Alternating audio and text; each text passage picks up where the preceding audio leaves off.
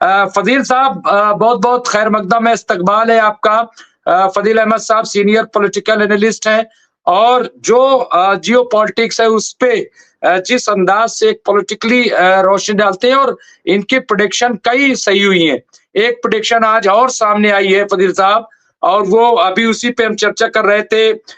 जो black chamber, black hole, वहां पे इजरायली फौज फंस गई है। और अभी समझा रहे थे कैप्टन साहब कि किस तरह से चारों तरफ से इजरायली फौज को घेर लिया है, और कीमा जिसको उन्होंने कहा कि बनाने की एक होता है ग्राइंडर करने का। तो ये जो आपने कहा था, याद होगा आपने कि आईडीएफ के हजारों जो फौजी, उनको कैदी बना लिया, आपने ये लफ्ज इस्तेमाल किया था, और उनको चारों तरफ से घेर करके। तो आज वो खबर आई है कि वो वाकई ऐसा है। क्या कहेंगे फदील साहब की ये जो आपने बात कही थी, क्या सोर्सेस थे, क्या बुनियाद थी, या ये आप ही की खबर वहां पहुंच गई और अब ये खबर आ रही है, या आपको पहले थे, ये था क्या? क्योंकि वही तकरीबन जो कैप्टन साहब ने समझाया, मैं वही समझ रहा हूं कि आईडीएफ को पहले आने दिया, और वो जब दाखिल होते चले गए तो अब उन्हें चारों तरफ से घेर लिया, और निकलने का कोई उनके पास रास्ता नहीं है। अच्छा, वहां मिसाइल भी नहीं गिरा सकते, वहां पे जो है फाइटर प्लेन, क्योंकि उन्हीं के लोग हैं। अब वहां पे हमला करेंगे तो कैसे करेंगे, उन्हीं के लोग फंसे हुए हैं। ये जो सिचुएशन है, कैसे देखते हैं फदील साहब? मुमताज भाई, हमने आपको कबड्डी का भी जिक्र किया था कि जब गांव में हम लोग कबड्डी खेलते थे तो ऐसे ही करते थे, सामने वाले को पहले चढ़ा लेते थे ऊपर, और फिर साइड से पीछे से घेर लेते थे कि अब वो जा नहीं सकता, उसकी सांस टूट जाएगी, काम खत्म। यही पैटर्न जब मैं एनसीसी में कैडेट था तो मेरे वो हम लोग बड़ी उस समय जिज्ञासा थी, ऐसा लगता था कि हमें तो फौज में ही जाना है। तो चीजों को समझने और सीखने की बड़ी जिज्ञासा थी।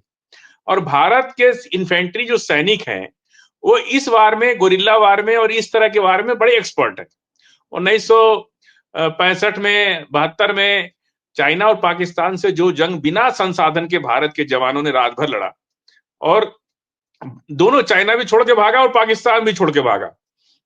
और पाकिस्तान तो पैटर्न टैंक लेके आया अमेरिका से, और कह रहा था कि नाश्ता तो लाहौर में कर रहे हैं, दोपहर का खाना हम दिल्ली में खाएंगे।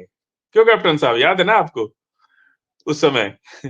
तो उसके बाद जब वो घुसे, एक घटना आपको बता रहे, शायद जैसलमेर का एरिया था, और अपने मतलब उनकी जो सेना घुसती चली आई इंडिया के अंदर, तो उनकी ब्रिगेडियर रैंक का आदमी जो है आगे जीप पर बैठ करके, ड्राइवर के से बगल में ब्रिगेडियर बैठ करके, वो बड़ी जोश में और खुशी के मारे जो है वो आया मुआयना करने।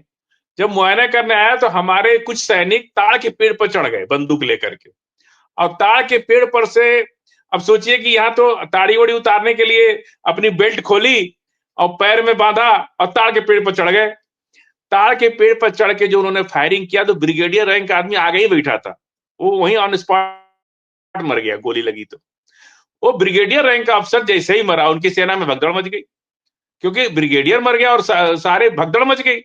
वो लोग कहे कि नहीं, यहाँ पे सैनिक बहुत हैं पागल इंडियन सैनिक। यही चीज मैं आपको समझा रहा था कि हमास इतना बच्चा तो नहीं है, या ईरान इतना बच्चा तो नहीं है, लेबनान इतना बच्चा तो नहीं है। संख्या माने नहीं रखती अगर आप बुद्धि से काम करें तो। जिस तरह से हमास में भी इनके सैनिक पकड़े गए हैं, और ये छिपा रहे उसको, पहले चढ़ने दिया कि ठीक है अंदर तक आ जाओ। जब अंदर तक आ गए तो गिरे मलबे के अंदर से सिपाही गोली चलाने लगे, हमास के लड़ाके गोली चलाने लगे, और वो वहीं फंस गए। फंसने के बाद उनका सारा सामान ले लिया, उनका हथियार ले लिया। मरकावा टैंक आज भी वहां पड़ा हुआ है, और वो पूरा सैनिक बंधक बना लिए। इसीलिए इजराइल वो अपने 100 कैप्टिव्स के चक्कर में नहीं पड़ा, उसका हजारों सैनिक वहां बंधक है। और आज आप बता रहे हैं, मैं आज चूंकि दिन भर संभल वाला कांड ऐसा हो गया कि आज हम लोग दिन भर टीवी में ही डिबेट में उलझे रहे, तो बहुत ज्यादा आज अपडेट नहीं है, इसके लिए हम माफी चाहते हैं।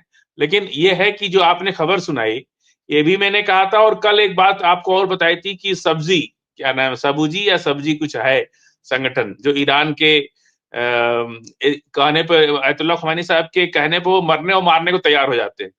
उसने लिख दिया दीवारों पर, रात भर में हजारों दीवारों पर लिख दिया ऊपर ऊपर तक कि आई एम इन तेल अवीव। और वो बाकायदा लीगल तरीके से वीजा के साथ रह रहे हैं वहां पे, और वो ईरान के लोग हैं। तो इस तरह से जो हम कह रहे थे ना कि रावण अगर नहीं मानेगा तो अपनी लंका जलवा लेगा। बेचारे आईडीएफ के सैनिक, वो भी तो हमारे जैसे किसान के ही बच्चे, गरीब के ही बच्चे होंगे। कोई अमीर के तो बच्चे फौज में जाते नहीं है, गरीब किसान के ही बच्चे फौज में जाते हैं। वो लोग हमेशा खतरे में, उनकी ही जान पड़ती है। किसान के, मजदूर के ज्यादा बच्चे फौज में जाते हैं, क्योंकि उनके पास दूसरा कोई ऑप्शन नहीं होता। इसमें भी जो है, अब बहुत सी चीजें हम नहीं कहना चाहते इस प्लेटफॉर्म पर कि कैसे जाते हैं और क्यों जाते हैं। सबसे फर्स्ट प्रायोरिटी यूपी पुलिस को दी जाती है। पहले किसान गरीब के बच्चे जो होते हैं वो फर्स्ट प्रायोरिटी पुलिस को देते हैं। जब कहीं से उनका मामला जो है आर्थिक सेटलमेंट नहीं हो पाता है तो बेचारे दौड़ करके फौज में निकल जाते हैं। तो ये सब चीजें तो अभी बहुत कुछ हम लोग को करना है देश के लिए। अभी सिर्फ समझने की कोशिश कर रहे हैं कि देश में और क्या अच्छा हो सकता है। बहरहाल जो आप रिवर्स इंजीनियरिंग की बात कर रहे थे, टर्की इसमें सबसे नंबर 1 पे रहा। टर्की ने अमेरिका से एक ड्रोन मांगा तो उसने देने से मना कर दिया। अमेरिका का सबसे पहला ड्रोन बनाया उसने, लेकिन उसका ड्रोन भारी बहुत है और साइज में बहुत बड़ा है, वो रडार में आ जाता है। तो वो ड्रोन टेक्नोलॉजी का जो बेसिक था, उन्होंने अपना ड्रोन, अमेरिका ने अफगानिस्तान में मारा था।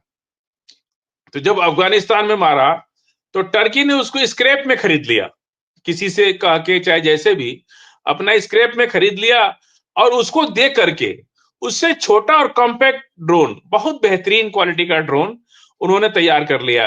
टर्की ने, सबसे पहले टर्की ने तैयार किया, फिर ईरान ने तैयार कर लिया। और उसके बाद लगातार टर्की जो है F-16 हवाई जहाज नहीं दे रहा था अमेरिका, F-16 खरीदा। और उसकी एक खासियत यह है कि वो दुनिया में जहां भी उड़ेगा उसकी लोकेशन अमेरिका के पास रहेगी, वो किसी को देता नहीं हो टेक्नोलॉजी। तो जो लोग भी F-16 खरीद के इतना खुश हो रहा है कि हम F-16 खरीद रहे हैं, उसकी पूरी लोकेशन अमेरिका के पास है। तो क्या अमेरिका उसकी लोकेशन दूसरों को बेच नहीं देगा पैसा लेकर के, या जिस भी तरीके से बेच दे? फिर वो सक्सेसफुल कहां है? तो टर्की ने क्या किया कि उस F-16 जहाज को लेकर के उसकी सारी नेविगेशन सिस्टम को निकाल के अपना नेविगेशन सिस्टम डाल दिया। यानी अब वो कहीं भी उड़ेगा तो उसकी लोकेशन अमेरिका के पास नहीं रहेगी। दूसरा, उन्होंने क्या किया, उसके इंजन को रिट्यून कर दिया, जिससे उसकी पावर बढ़ गई, स्पीड बढ़ गई और स्मूथ हो गया। उन्होंने उस F-16 को पूरी तरह से, मतलब वो कहते हैं ना, कॉम्बिनेशन करके और रिवर्स इंजीनियरिंग करके अमेरिका के 16 जहाज से बेहतरीन जहाज अपने पास बना लिया। लेकिन अमेरिका उसमें नहीं उसकी लोकेशन ले आ सकता है। तो ये जो सबसे बड़ा खतरा होता है कि हम विदेशी जहाजों को अगर खरीदते हैं तो सारी टेक्नोलॉजी उनके पास है, स्पेयर पार्ट्स उनके पास, उसकी सारी लोकेशन उनके पास है। अब कोई देश अगर F-16 खरीद ले और किसी देश से झगड़ा करे तो उसकी लोकेशन तो अमेरिका शेयर कर देगा। अमेरिका तो कोई इतना अच्छा देश तो है नहीं कि उसकी भरोसा किया जा सके उस पर। अगर दुनिया में किसी पर आप भरोसा नहीं कर सकते हैं तो सबसे पहला नाम अमेरिका का आता है, जिस पर आप भरोसा नहीं कर सकते। उसके बाद नेटो के सारे देश जिस पर आप भरोसा नहीं कर सकते। इन लोगों की जो अंग्रेज आज से नहीं, जब दुनिया पर राज कर रहे थे तब से उन पर कोई भरोसा नहीं करता था, और न भरोसे के लायक हैं। उनका इतिहास भी बड़ा गंदा है, वो कभी भी भरोसा करने के लायक नहीं है। आज देखिए, आजादी के बाद इंडिया को पाकिस्तान बनवा दिया, फिर इंडिया पाकिस्तान में लड़ाई लड़ा दिया, आज भी डिस्टरबेंस बना रहता है। साउथ एशिया के अंदर ये दो मजबूत कंट्री हैं।